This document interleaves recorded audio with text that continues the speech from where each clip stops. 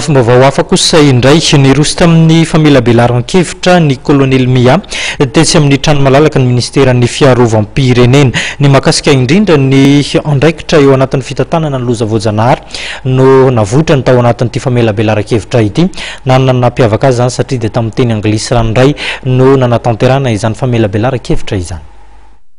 Ho fampiroboroboana ny fampianarana teny anglisy eto anivon'ny ministeran'ny fiarovam-pirenena dia nisy ny famelabelarana-kevitra momba ny bureau national miandraikitra ny fitantanana loza voajanahary na ny bureau national de gestion des risques et des catastrophes BNGRC tao amin'ny trano malalaka ministeran'ny fiarovam-pirenena Pahibe nanasana ireo mpiasa sivily sy miaramila ao amin'ny ministera.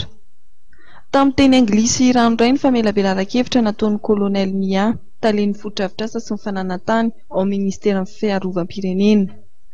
Nisy ny adevitra nandraisan'ireo mpanatrika anjara tao aorian'izany. Ankoatra ny fampahafantarana ireo andraikitry ny BNGRC sy ny fifandraisany amin'ny asan'ny tafika dia isan'ny tanjona lehibe ny fanentanana ny mpiasa sivily sy miaramila ao ministera ho liana amin'ny fianarana teny anglisy.